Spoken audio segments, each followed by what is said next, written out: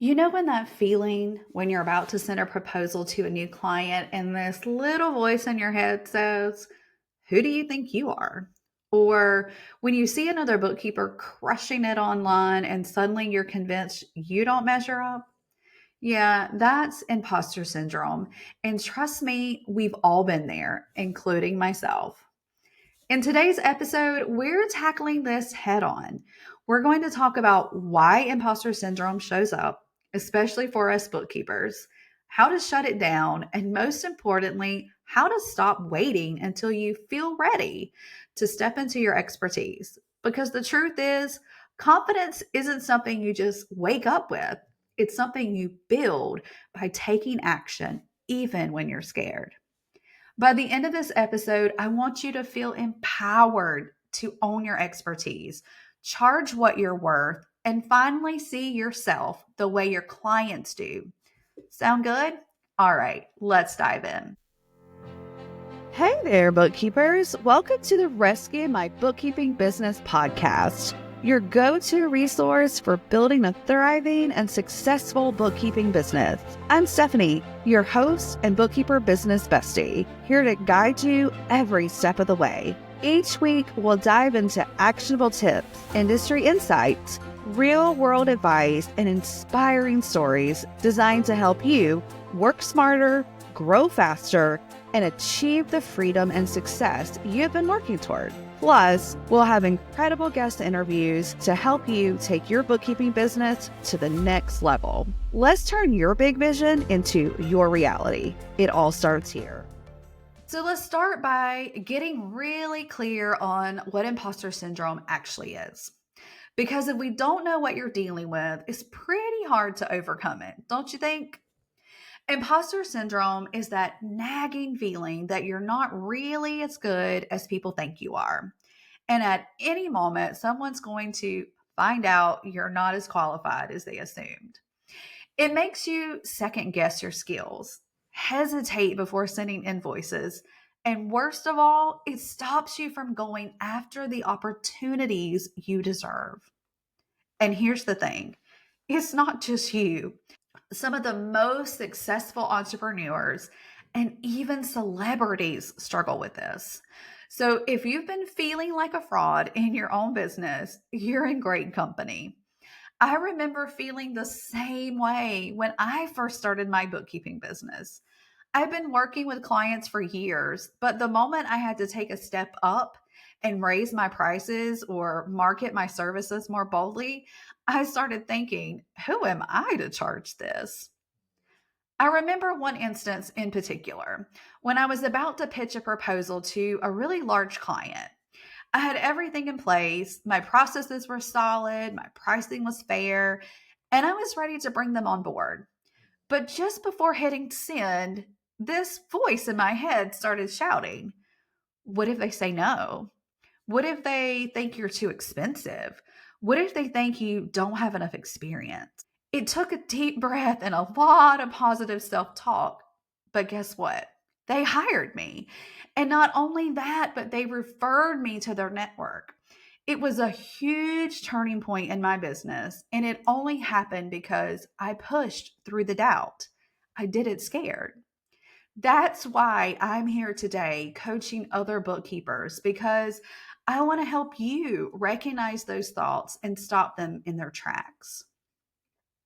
Now, imposter syndrome can happen to anyone, but us bookkeepers, well, we get hit hard.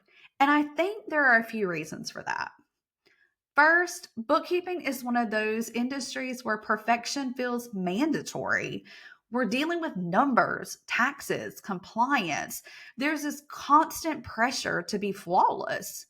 And that pressure can make us feel like if we don't know everything, we must not know enough.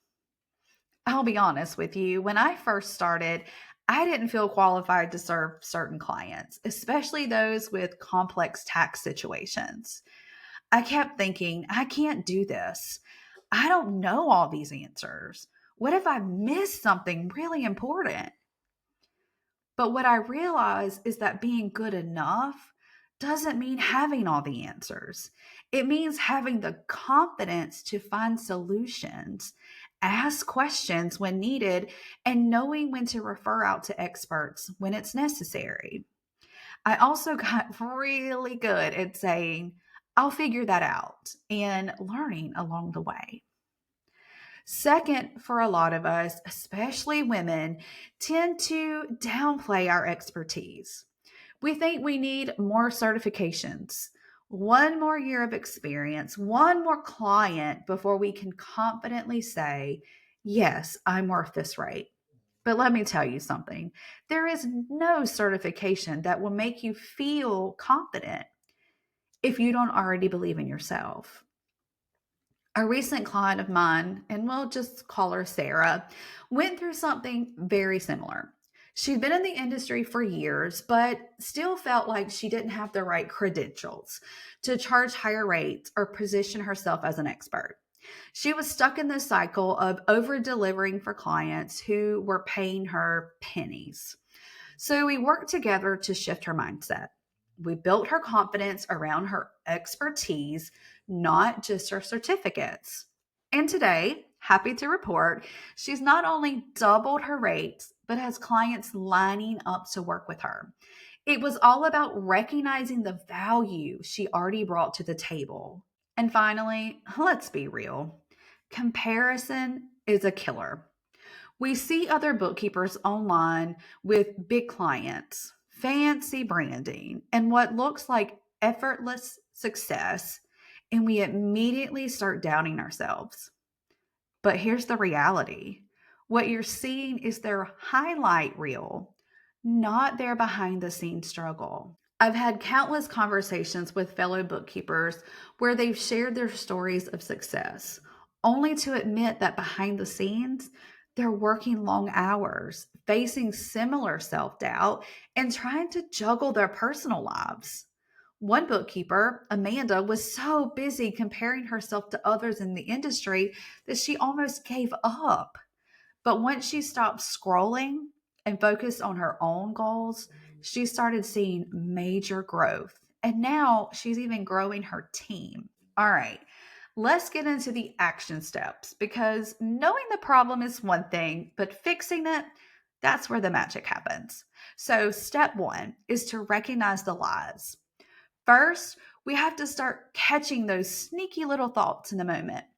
Next time you hear yourself thinking, I'm not experienced enough, or I don't deserve to charge that much, stop and ask yourself, is this actually true? Because 9 times out of 10, the answer is no. Your clients aren't hiring you because you have all the answers. They're hiring you because they don't want to do their own bookkeeping. Step two, keep a wins file. This is one of my favorite things to do. Start a folder on your phone, your desktop, wherever, and every time a client thanks you, every time you solve a tough problem, every time you hit a big milestone, screenshot it and save it. Then, on those days when imposter syndrome creeps in, because it will, go back and read it because seeing actual proof of your value makes it really hard to believe you're a fraud. I remember when I created my own wins folder.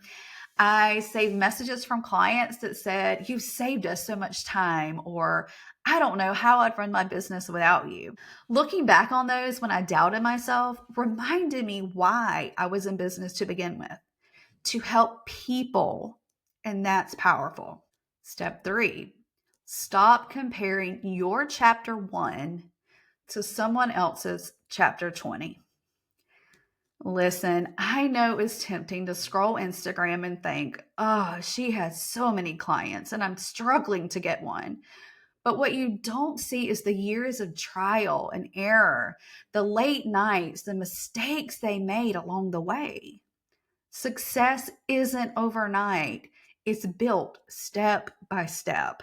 So instead of comparing yourself to where someone else is, focus on the next step in your journey. Step four, take action before you feel ready. Now, this one is huge.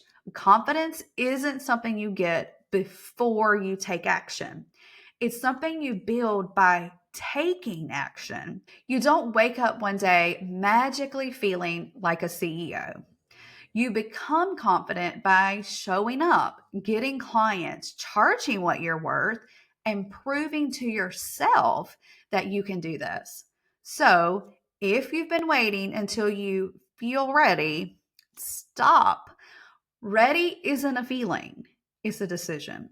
So, here's the big takeaway. If you're feeling imposter syndrome, it doesn't mean you're not qualified. It means you're growing. Every successful bookkeeper, including myself, has been where you are. The difference? They don't let the doubt stop them. I want to challenge you. Pick one action this week that feels just outside your comfort zone. Maybe it's reaching out to a potential client, finally raising your rates, or posting about your services online. Whatever it is, do it scared. Because the more you push through the doubt, the less power it has over you. And hey, if this episode resonated with you, send me a DM on Instagram or Facebook and let me know your biggest takeaway. And if you loved it, hit that follow button and share this episode with another bookkeeper who needs a confidence boost today. Until next time, keep showing up, keep growing, and remember, you are already the expert your clients need. See you next time.